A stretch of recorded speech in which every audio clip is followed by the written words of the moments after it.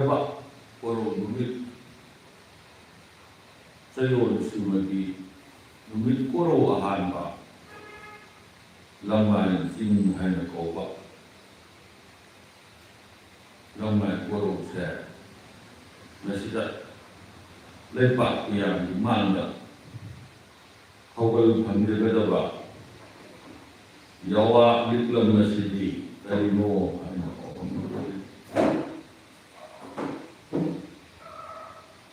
at nga hayba asigi matanda para masimati na hanong kuyong layo pangkat na ba lepa akhang hay amana dahil hatsang sabada yaw ba utan mga matanda tapos nga mo ito hay dana pagdalan kubira padugi makato tana maduna maram ko iraga madugi likam ni kunduda tataraga bibirat liba lepa bibirat liba pagdalan tu bigaw tana yare hayraga mangan sendar kone may isin musit lepa hawa matan boy keragi tunda nasiti aroi masak ni hayna tayun kanna ba hindi ipai kusina ninna liba atina hayo sigi matanda yawa ko sajage lepa ni toda kaupel oina yawa waro simtan lan kejage soy lan kumaya yawa su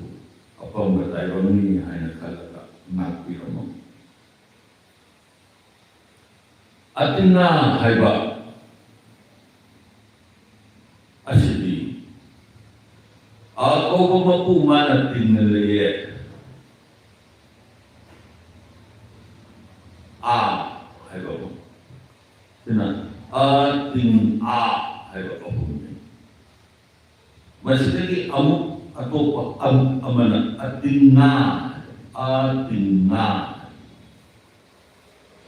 why ani magsisili ali ko kuyakar dana atinga kuyakar dana atinga ali simaki adun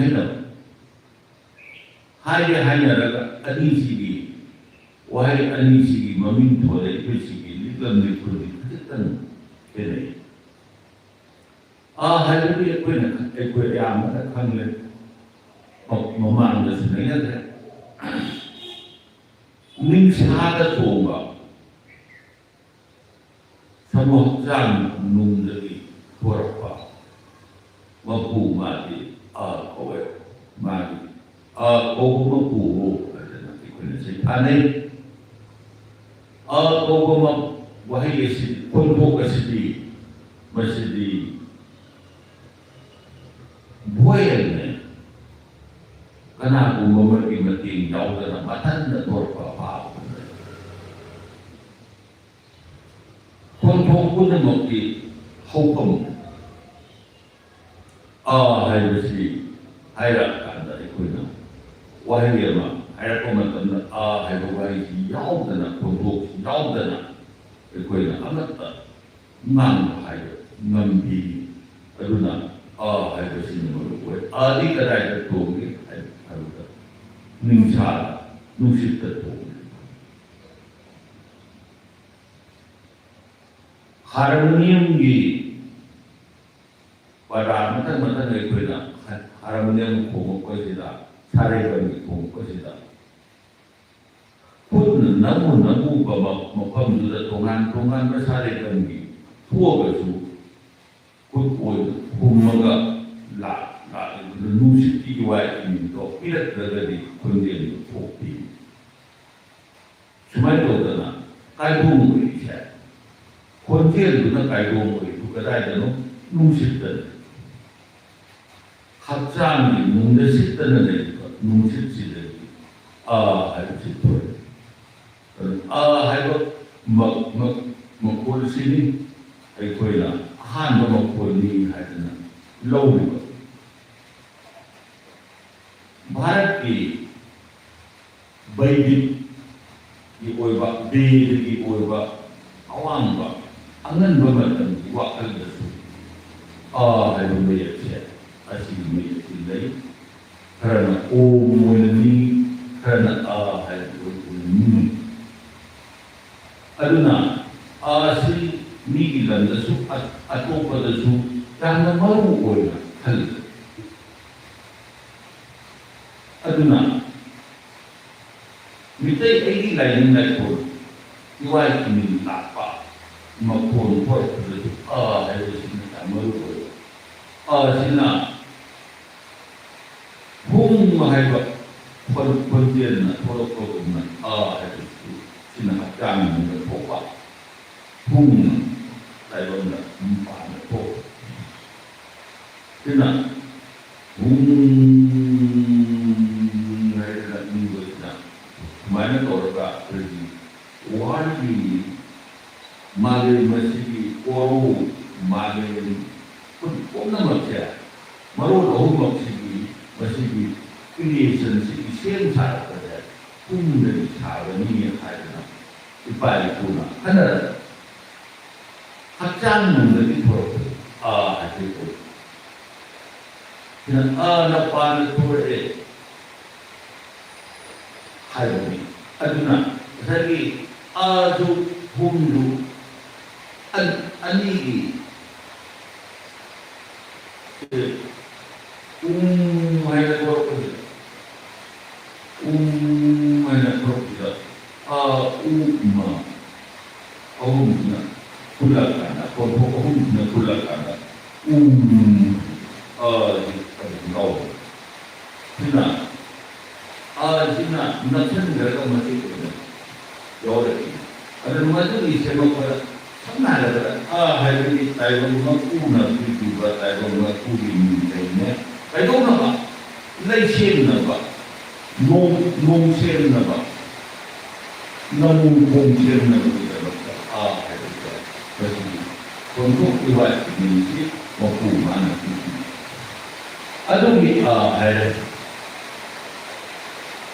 hai tersina. Tinggal lagi, tinggal. Mulai kemana? Aduh. Elgona, atingkol, natin, hai, hai lo kumpukin na, ako amamu, poko, matan kaya senoko, matan kaya, hati kita yung bangun ya karena masih lagi, matan kaya poko. Madu,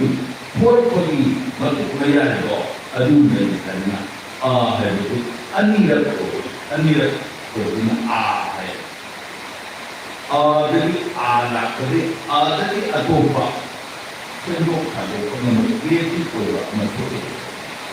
Karena hai berada, tayo ngaku nami sare, mi na amo, kuat mayang mo sare,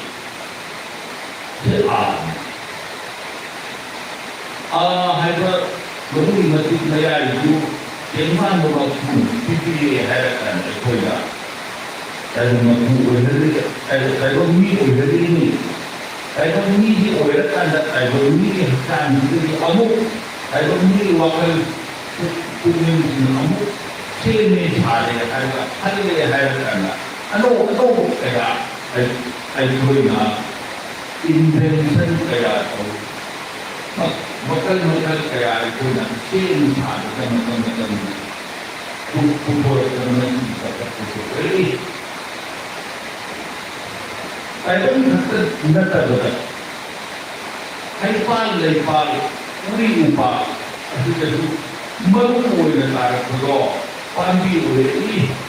mapal salary mahia lagi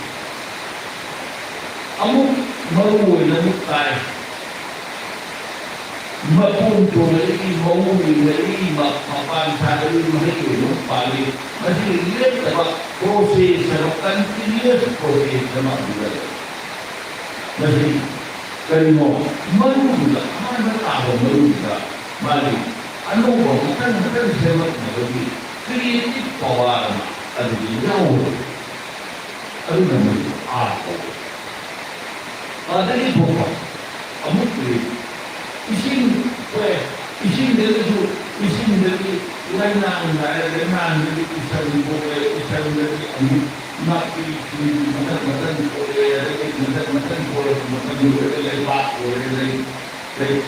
lepak lepak matan ambung lagi mengapa mau lagi matan bome maduri mau lagi melihat aduh yaumi hadana itu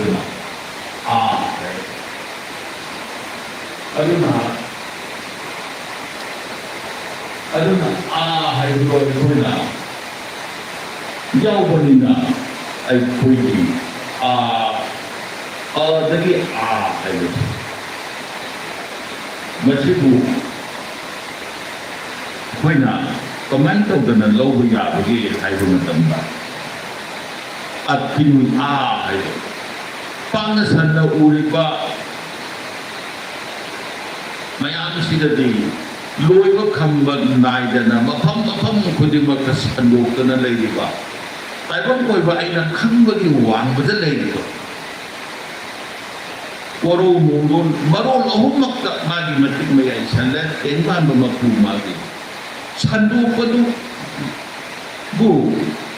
kanana sanduwe mapu mana salai den oiraga sanduk pani salai mapam kunin dan sanduk kiwa mapam dulu ano ba masak kaya ba ano ba laura ido masak dulu ano ba masak amam semgat pa sagat pa oirak pa bayan sige matik mayay ko laye hadana ating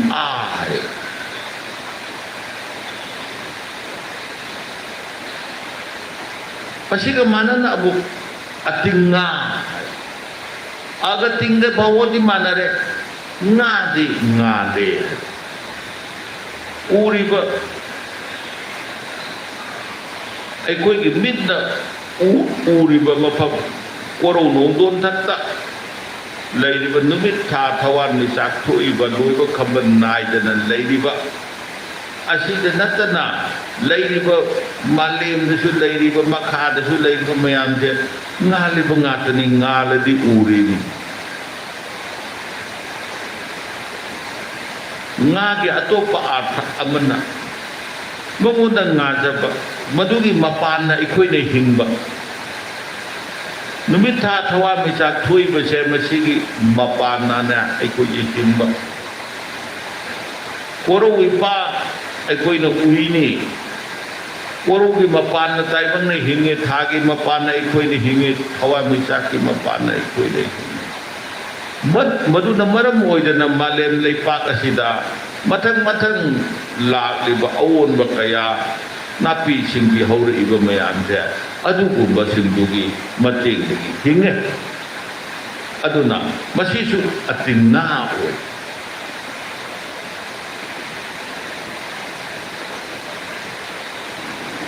lemlei ngata orang isu taibang na madusar ke timba mengunda ngajar ke timba aduh ko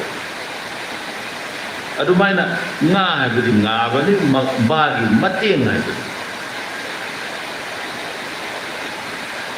para masjid laga yeng ba matam da kamaina tawre hairaga di ating abu oire ani je kon maming ani je khajitang leithok lesim tawna bani aduga konthok khenna bagi matungina ating hairaga na wahan thok ama oiba ating hairaga na wahan thok ama oiba ani makse mandi manaraga tungal lami se paramasina ne haibasile pa miyam mamang ang gatjage ahangbadi thaktasu leye khadasu leye leironungdasu leye atingada ahangbadi kauba mapu mana hangna leiba bubu ahangba ko mathanda atinga hadaga ikoina khamisi khagi ahangbadi kanana su khalude samok changi nungdasu ahangba mayam ama lei kiri kiri inana lei thaladi singli magi madata singli amana lojanta da de ko operation tawini ahangba thamini madu tungan na talali ni hakchangi kayat mayam je samok chang nungda lei ba hakchangi kayat mayam je kiri kiri inana lei banate magi game magi space lei jereba highly by space to adu bu kari no habda ahangba adu koro ipa phoi atinga bu koro ko we koro habdi koilo habdi la puyada koilo atinga haidana iba thengai koilo habdi solar system ne numit ki akoi bada loina ba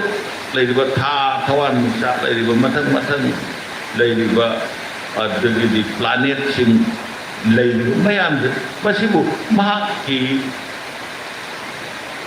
gravity chingsin na ba ngambagi numit ki chingsin ba ngambagi power aduna madugi pangal aduna phajalle punsalle lawsallaga thamme koi magi akoi bada lawsalle koi lo kawa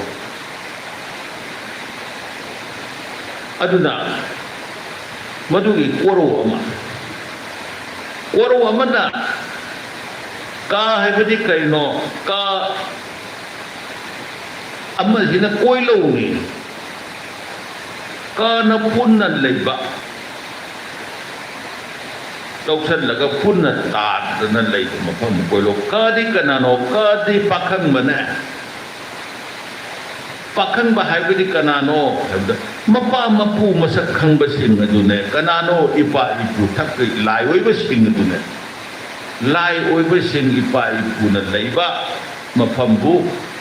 koro ko we aduna thakta koro ipa lei haibaje koro haibasita chupnagi numit tha thawa misak khakna tana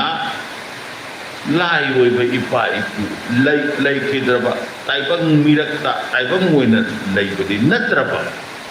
adugumba makhalgi ipa ipu sinado madu nongdon thakta leye haina madu aikoina koro kowe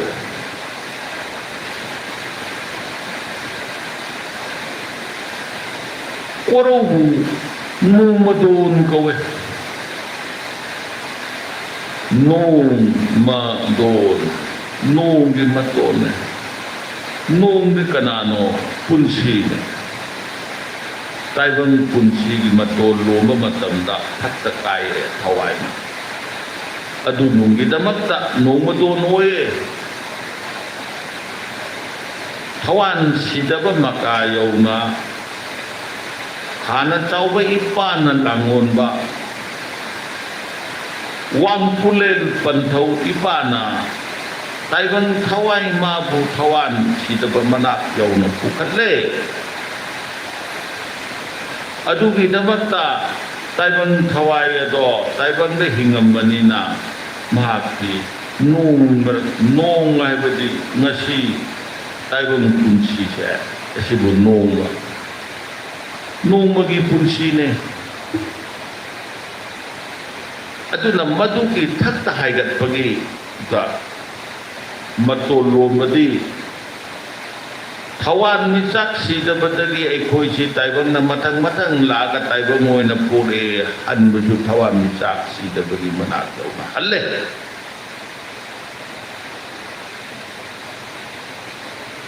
thawan mi saksi da ban na ma ki manak lai ba thawan khoi ra bana taibang thawai bu thabire masigi param sina matang laga halle duna nung haibase masigi matondi taibang gi matondi karino haiba mat patamda yawfam di kadaida thawan sidaba makai pham yawna yawrakadaba thawan sidaba di kanano tingban ba mapuna aduna maki manak yawna yawrakna bagi matundu ma oye nung matun oye aduna nung matun ko aduna atingabu tongan bawahan thokta tongan ba midiengi makapuan na koroi maming thole maming pun na ay bang na thon mo na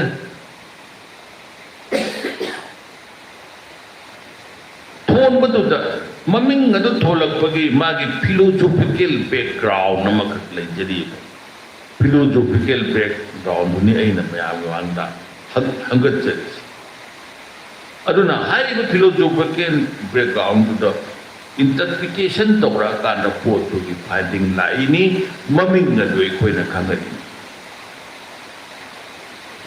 aduna ayam bana launa disi thakta koro ipale ye khada male me male haibani ipana thakne khana imane thak khagi param laiba yet oigi param laiba asin wafam amana atinga haibase masida hairiba atinga haibasidi kanana pure pantau ipa kanana pure palen ima kanana pure paling asida mugla abadi atingkok sida ba pantau ipana koro puye a kau ba mapu mana tingnan laiba iko ko pa mapap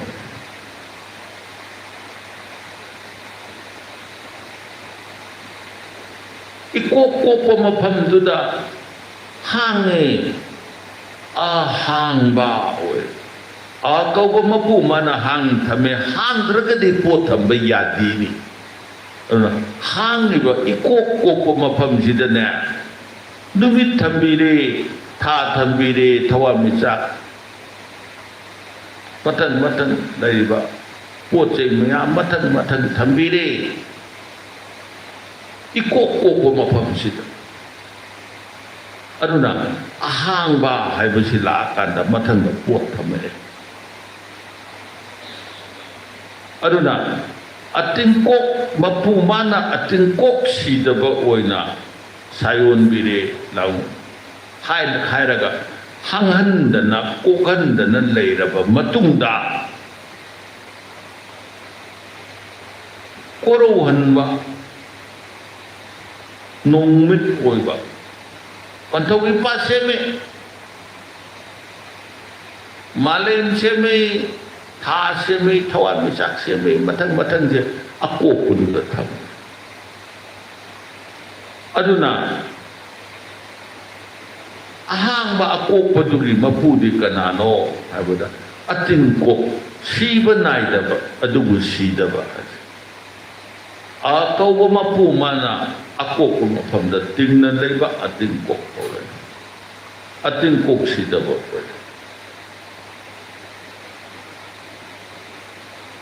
pantau ipana ating kok sidabani haidana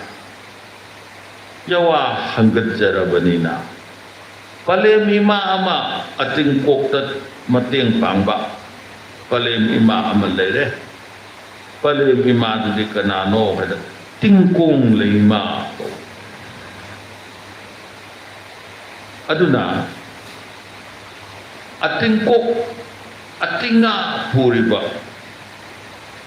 pantau ipadi ating kok sidabane mabu mating pang ba korong nung dun taktalay di tingkong lay mana iting ting ba ikong kong ba di ahang ba ne lay taba bu kong ko aduna tingkong leima haibadi koro ipagumna matik mayai leiba koro da matik mayai sanba palemima ado kanano at tingkok si daba pantau ipagi matin pangbiri ima tingkong le Monggo sangkai di samu haksan ka manay malem koro malem siga manay adu ibatara ka di monggo sangkai dia amuk pusat akal haksan manung doso ating kok kadai da lagi aduga tinggong lay magkadai da lay bagi amuk tongan lay Sumay tawdana mungwa sanggai mite yumjao haina khangnaba mungwa sanggai se madudadi karambano haiba matamda ngasi ekhoina manggon haina khangnariba mafam manggon khenchong lang nungaina Pantau mapagi mamangda pale mamagi mamangda nungai na kena chuong na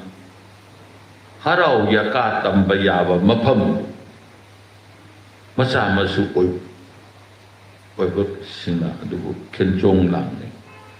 hai ba mangon kenchong lang se karam na tawage hai ba matamda hanadi adugi ye thangba mafam do aikoina phamen kawi karamba pham thoiba pham ne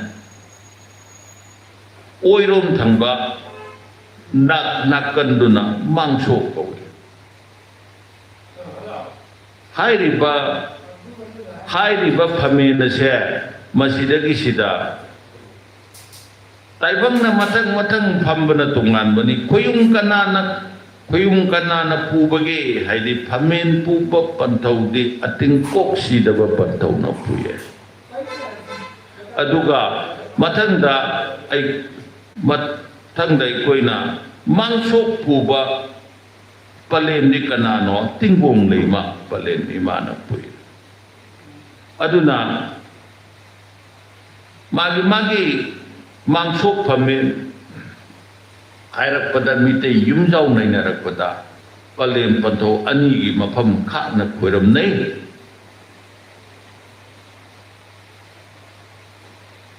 ahal laman pal sumatang phamapa mayam dun koi nupa oi ba sing dun na phamen da phamme pantau ipa gi kane hai badi kari gi no hai bada ating kok si da ba pantau ipa gi kane hai bada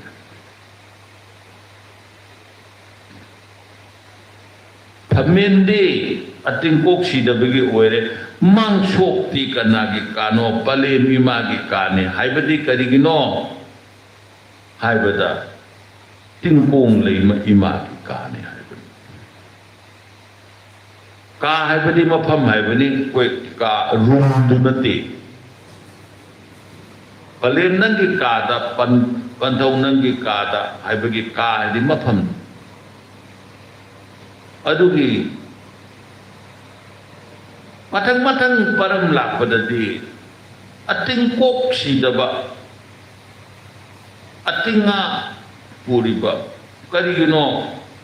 mafam duda layriba pantau dugi phamen puba pantau gi wakal mideng di loy banai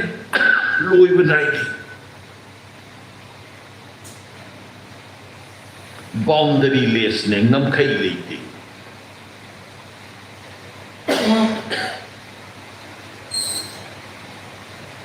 aduna hairiba matau arduna tingkong leima kale imagi tu boundary leiti hairiba ani maksya ꯃꯃꯥꯡꯁꯤ ꯌꯨꯝꯒꯤ ꯑꯩꯈꯣꯏꯒꯤ ꯊꯣꯡꯖꯥꯎꯒꯤ ꯋꯥꯡꯃꯗ ꯑꯣꯏꯕꯅꯤꯅ ꯃꯄꯥꯟ ꯆꯤꯡꯉꯦ ꯌꯨꯝꯒꯤ ꯃꯅꯨꯡꯗ ꯂꯩꯕ ꯃꯥꯡꯒꯣꯜ ꯑꯣꯏꯔꯒꯁꯨ ꯃꯄꯥꯟ ꯆꯤꯡꯉꯤꯅꯤ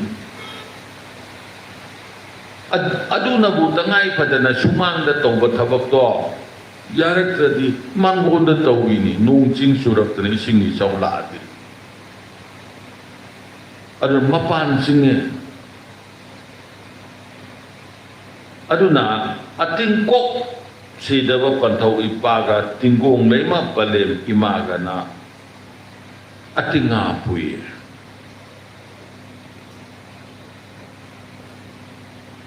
ꯃꯣꯡꯕ ꯁꯪꯒꯥꯏꯗꯨꯗ ꯄꯨꯁꯜꯂꯛꯀꯥꯟꯗ ꯃꯥꯒꯤ ꯃꯥꯡꯁꯣꯛ ꯐꯝꯃꯦꯟꯗ ꯄꯂꯦꯝ ꯄꯟꯊꯧ ꯑꯅꯤꯗꯨ ꯊꯝꯃꯦ ꯑꯗꯨꯒ ꯃꯥꯏꯕꯔꯣꯜꯒꯤ ꯑꯣꯏꯅ ꯑꯃꯨꯛ ꯂꯥꯏꯊꯧ ꯇꯤꯟꯊꯧ ꯇꯧꯔꯛꯀꯦ ꯈꯣꯏꯌꯨꯝ ꯈꯥꯖꯤꯟꯖꯒꯦ ꯍꯥꯏꯅ ꯍꯣꯠꯅꯔꯛꯄ ꯃꯇꯝꯗꯗꯤ ꯀꯔꯤ ꯑꯃꯨꯛ tangay ꯐꯗꯕ ꯂꯥꯛꯑꯦ ꯍꯥꯏꯕ ꯃꯇꯝꯗ ꯃꯥꯒꯤ ꯍꯩꯊꯥ ꯂꯩꯊꯥ ꯇꯧꯔꯛꯄꯗ ꯑꯇꯤꯡꯀꯣꯛ ꯁꯤꯗꯕꯒꯤ ꯈꯨꯠꯁꯨꯗꯤ ꯁꯥꯏ ꯇꯤꯡꯈꯪꯅꯦ ꯍꯥꯏꯅ ꯊꯦꯡꯅꯩ ꯍꯩꯗꯤ ꯀꯔꯤꯅꯣ ꯅꯣꯡꯒꯥꯡ ꯍꯩꯅꯦ ꯍꯥꯏꯅ ꯊꯦꯡꯅꯩ ꯅꯣꯡꯒꯥꯡ ꯍꯩ ꯑꯩꯅ ꯃꯌꯥꯝꯗ ꯈꯪꯍꯟꯅꯤꯡꯗꯅ ꯅꯣꯡꯒꯥꯡ ꯍꯩꯅꯤꯁꯤ ꯑꯁꯤꯒꯤ ꯅꯣꯡꯒꯥꯡ ꯍꯩꯁꯤ ꯑꯇꯤꯡꯉꯥ ꯄꯨꯔꯤꯕ ꯄꯟꯊꯧ ꯏꯄꯥ ꯑꯇꯤꯡꯀꯣꯛ ꯁꯤꯗꯕ ꯈꯣꯏꯔꯝꯕꯗ ꯃꯁꯤ ꯀꯟꯅ ꯈꯣꯏꯔꯝꯅꯔꯝꯃꯤ ꯁꯥꯏ ꯇꯤꯡꯈꯪꯗꯤ ꯃꯌꯥꯝꯅ ꯈꯪꯉꯦꯅ ꯈꯜꯂꯤ ꯑꯗꯨꯗꯒꯤꯗꯤ ꯇꯤꯡꯒꯣꯡ ꯂꯩꯃ ꯄꯂꯦꯝ ꯏꯃꯥꯒꯤꯗꯤ ꯀꯔꯤ ꯂꯩꯔꯥꯡꯅꯣ ꯍꯥꯏꯗ ꯀꯤꯌꯥꯝ ꯂꯩ ꯍꯥꯏꯅ ꯈꯪꯅꯕ ꯃꯗꯨꯒꯤ ꯂꯩ ꯑꯗꯨ ꯄꯂꯦꯝ ꯏꯃꯥꯗ ꯂꯥꯡꯉꯤ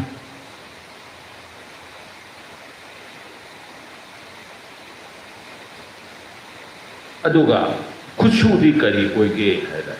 ꯀꯤꯌꯥꯝ ꯂꯩꯒꯤ ꯇꯤꯡꯈꯪꯅ ꯈꯨꯠꯁꯨ ꯑꯣꯏ ꯃꯔꯝ ꯑꯗꯨꯅ ꯄꯥꯟꯗ ꯐꯝꯃꯦꯟ ꯃꯥꯡꯁꯣꯛ ꯑꯅꯤ ꯄꯨꯔꯤꯕ ꯄꯟꯊꯧ ꯏꯄꯥꯅ ꯉꯥꯛꯄꯤꯔꯛꯄ ꯃꯇꯝꯗ ꯈꯨꯠꯁꯨ ꯄꯥꯏꯅ ꯉꯥꯛꯄꯤꯅꯕꯒꯤꯗꯃꯛꯇ ꯊꯥꯏꯅꯒꯤ ꯑꯍꯜ ꯂꯃꯟꯁꯤꯡꯅ ꯌꯨꯝ ꯁꯥꯔꯛꯄ ꯃꯇꯝꯗ ꯌꯦꯠꯂꯣꯝ ꯊꯪꯕ ꯐꯝꯃꯦꯟꯗꯅ ꯁꯥꯏ ꯇꯤꯡꯈꯪ ꯊꯦꯠꯂꯦ ꯑꯗꯨꯒ ꯑꯣꯏ ꯊꯪꯕꯗꯅ ꯀꯤꯌꯥꯝ ꯂꯩ ꯇꯤꯡꯈꯪ ꯊꯦꯠꯂꯦ ꯃꯁꯤꯒꯤ ꯆꯠꯅꯕꯤ ꯑꯃ ꯂꯩꯔꯤꯁꯤ ꯀꯔꯤꯅꯣ ꯀꯣꯔꯧ ꯅꯣꯡꯗꯣꯟꯒ ꯁꯝꯅꯔꯛꯏꯅꯤ ꯑꯗꯨꯅ ꯀꯣꯔꯧ ꯏꯄꯥꯁꯦ ꯑꯇꯤꯡꯉꯥꯁꯦ ꯑꯇꯤꯡꯉꯥꯁꯤꯅ ꯁꯃꯨ ꯍꯛꯆꯥꯡꯗ ꯄꯨꯁꯜꯂꯛꯑꯀꯥꯟꯗ ꯁꯃꯨ ꯈꯨꯠꯁꯥ ꯃꯉꯥꯁꯤꯗꯗꯤ ꯀꯅꯥꯗ ꯃꯍꯥꯛꯁꯦ ꯇꯣꯡꯕꯒꯦ ꯍꯥꯏꯕ ꯃꯇꯝꯗ ꯈꯨꯠꯅꯥꯎꯕꯤ ꯍꯥꯏꯕꯁꯤꯗ ꯃꯁꯤꯒꯤ ꯏꯔꯣꯏꯕꯁꯦ ꯃꯁꯤ ꯈ꯭ꯋꯥꯏꯗꯒꯤ ꯄꯤꯛꯄꯁꯦ ꯑꯁꯤꯅ ꯑꯇꯤꯡꯉꯥ ꯇꯣꯡꯉꯤ ꯀꯣꯔꯧ ꯅꯣꯡꯗꯣꯟꯗ ꯃꯤꯍꯨꯟ ꯀꯥꯡꯂꯣꯟ ꯌꯦꯡꯕꯁꯤꯡꯅ ꯅꯣꯡꯂꯩꯃ ꯏꯃꯥ ꯑꯣꯛꯅꯔꯦ ꯅꯣꯡꯊꯥꯡ ꯂꯩꯃ ꯏꯃꯥ ꯑꯣꯛꯅꯔꯦ ꯍꯥꯏꯕꯅꯆꯤꯡꯕ ꯃꯈꯜ ꯃꯈꯥ ꯀꯌꯥꯒꯤ ꯀꯣꯔꯧ ꯅꯣꯡꯗ ꯂꯩꯕ ꯈꯣꯏꯌꯨꯝ ꯂꯥꯏꯁꯤꯡꯒꯤ ꯃꯇꯥꯡꯗ ꯌꯦꯡꯉꯛꯄꯗꯗꯤ ꯈꯨꯅꯥꯎꯕꯤꯒꯤ ꯃꯤꯍꯨꯜ ꯄꯥꯏꯔꯒ ꯌꯦꯡꯉꯦ ꯑꯗꯨꯅ ꯑꯃꯨꯛ ꯆꯧꯕ ꯃꯇꯝꯗ ꯅꯋꯥ ꯑꯉꯥꯡꯒꯤ ꯆꯧꯕ ꯃꯇꯝꯗ ꯇꯥꯏꯕꯪ ꯍꯛꯆꯥꯡꯗ ꯂꯩꯔꯤꯕ ꯃꯌꯥꯏ ꯃꯉꯥꯁꯦ ꯃꯊꯪ ꯃꯊꯪ ꯍꯥꯞꯄꯤꯅꯕꯒꯤ ꯅꯤꯔꯛꯄ ꯃꯇꯝꯗ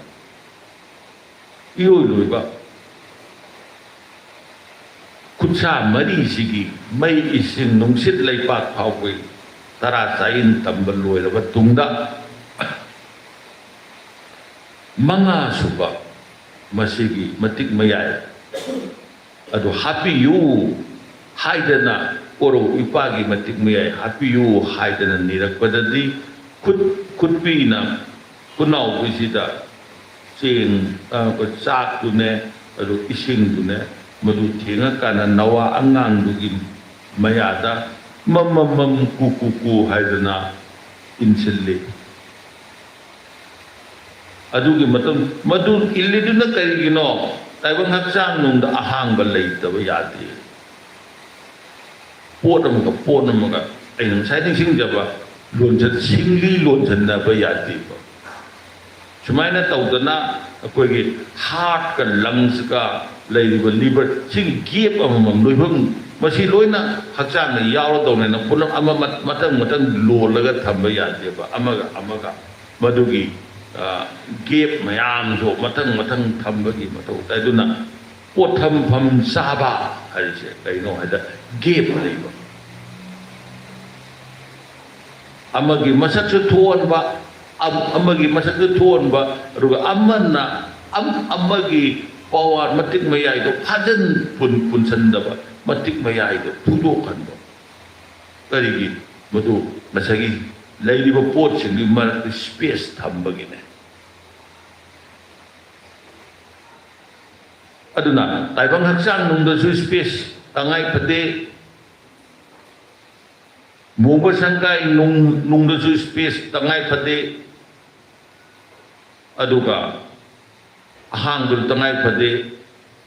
sumai nat tawdana hingul sai go nunggi akoi beresu hai ahang ba hai space ya tambatai space yaudradadi mina leiba ngamoy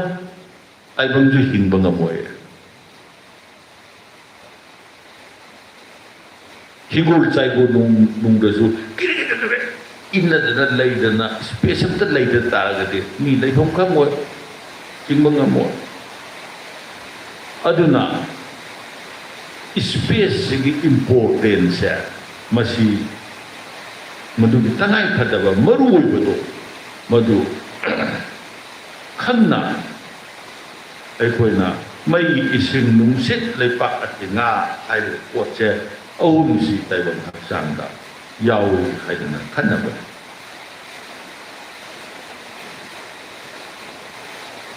mideng amadna mo awang kau guru asupa yen kunda ahan banung thai mau lingwi ba salik ipal thawi ba pantau ipane pantau ipama na kau ba matam da loi na lai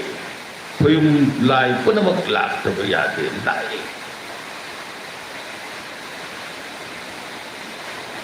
mana kau ba matam da nung saba ipade lati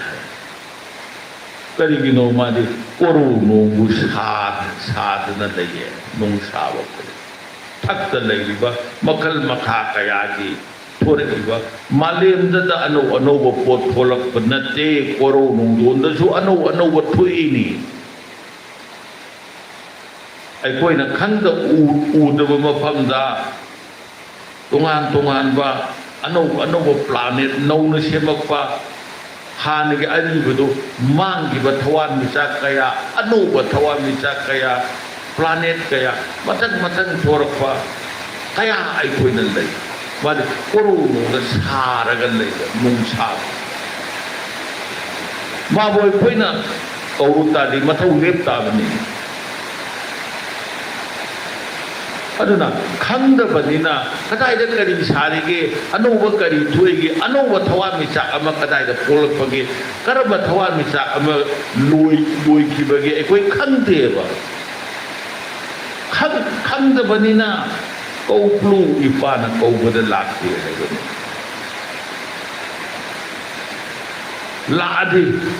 ladi khangdadoba kauplu de kanano taibang kokpi koklen bu kaulu kawin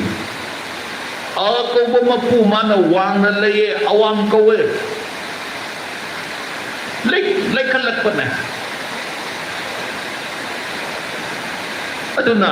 kau ba mapu mana wang na laye ba mapam do awang kawe awang maram khaida kau plu ipa na laye habide kopi kolen ne kokpi koklen dubu awang salulutong lay ay dana ipa ipu na say tarame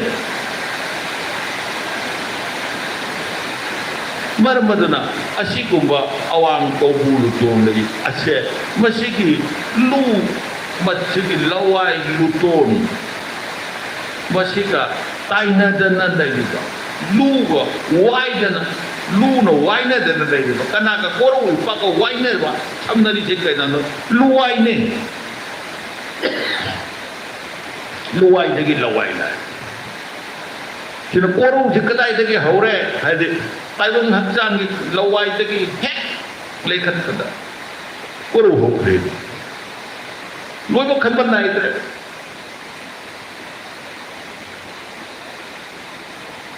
masigi amu koro sigi nongkhong kadai da lay lagi makhong ama taibang na lepe karamba makhong wakan na laksan ba madubo koina nongkhong haibadi horizon boy koina nongkhong hairakan ai koi wakan na laksan ba yenge bu puding sum lapthok ki ba lapna tamna yeng ko matam da di koro go malem ga samna ba man ba mapham samnarabra haibadi samnaram da ba miron da harga horizon masi nonggi makhong atinga gi makhong taibang na lepani samnarabra makhong du mag lay bra lay di aduna koina atinga bo hairo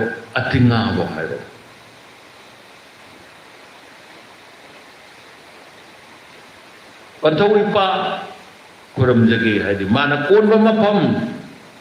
mana ating kok oiradana kokan dana hangan dana leiba mafam maduda numit tha thawa mi sa bayam se leiri ni malem su leiri ni hang bada leiba ngatan malem da lepaga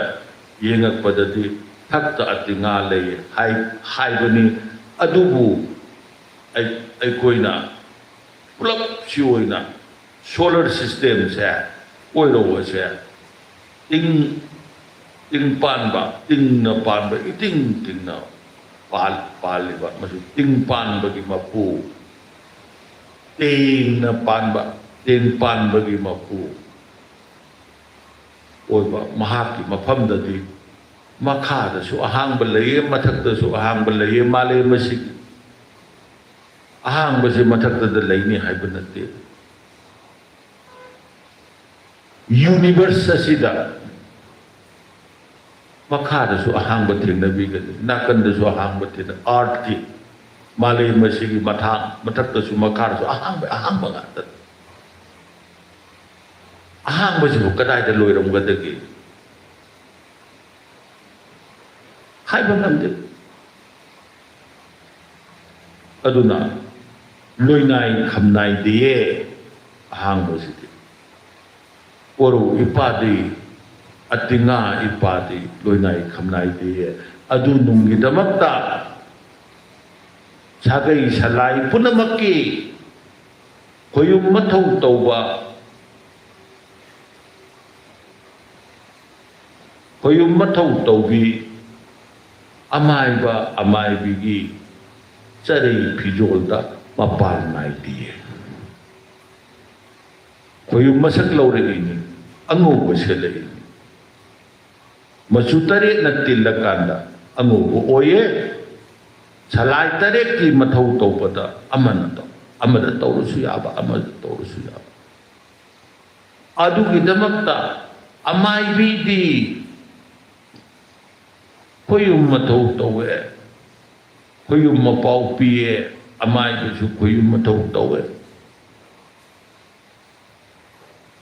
marmaduna mahakti koru pangkhak na ye loiba khamban nai te ba masi khak khoiramgadabni masigi maibi sidi masi khak khoiramgadabni haigi boundary magi ngam kai piba ya kuyum lai punamak tu mana tainaba ngami ni mapau piba ya ini aduna angau basele dari pida amai bina angau basele mapan yaude mapan yauragadi boundary yaure na amai bigi phanekta mapan yaudabadi amai bagi pijolda payomda mapan yaudabadi angoba oiridi paramasi ahang korowi pagi masak korowi pamuk luba leite pamuk sengba leite macu tarik magna tillaga angauba oirappanina angauba oirappanina made lupa ka pangkak daye tungda lapa taibang sasina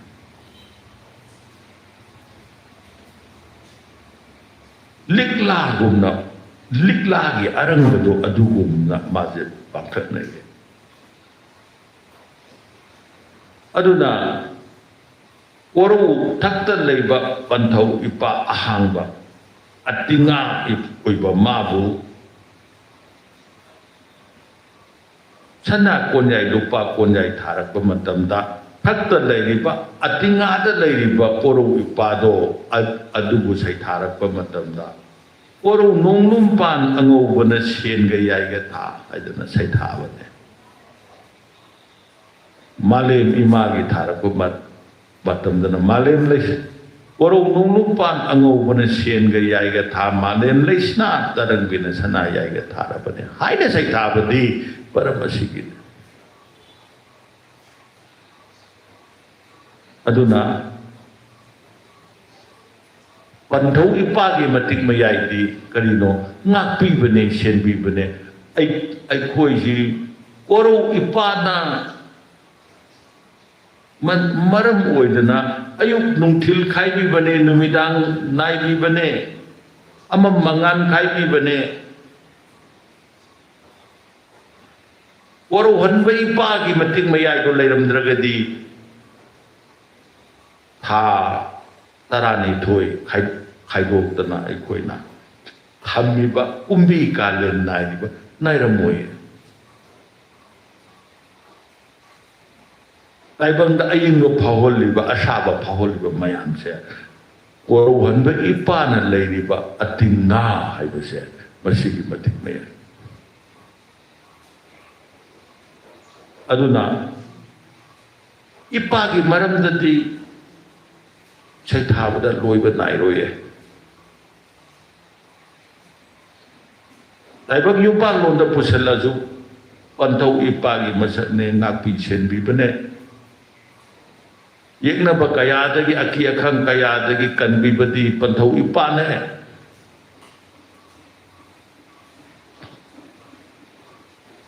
siragado roba taibangna kudakta siragani haina pakalakpa matamda warakpa matamda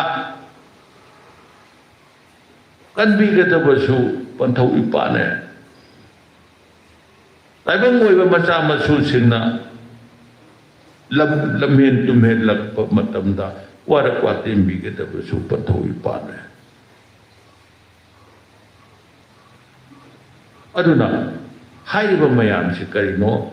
atingkok sidaba atinga haibase madugi da leiriba atingkok sidaba atinga da leibadi atingkok sidaba panthau ipadugi matau dugi sayon dugi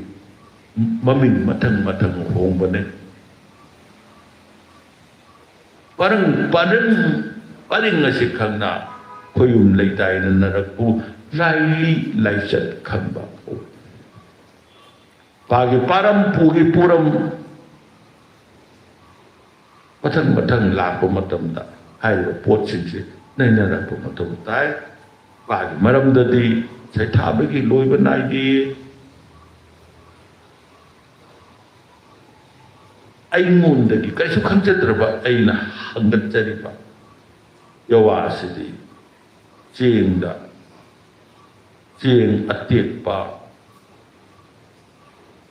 koigi macha masu chagem moibagumani sado moibagumani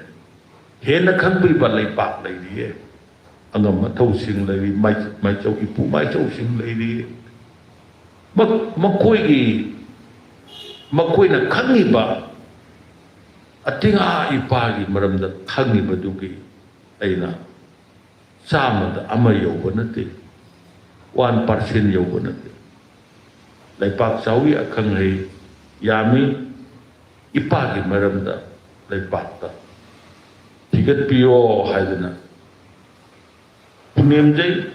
aisu khangjadraba aina hanggat jari ipagi matangda aina thijan jaba thengna jaba kattani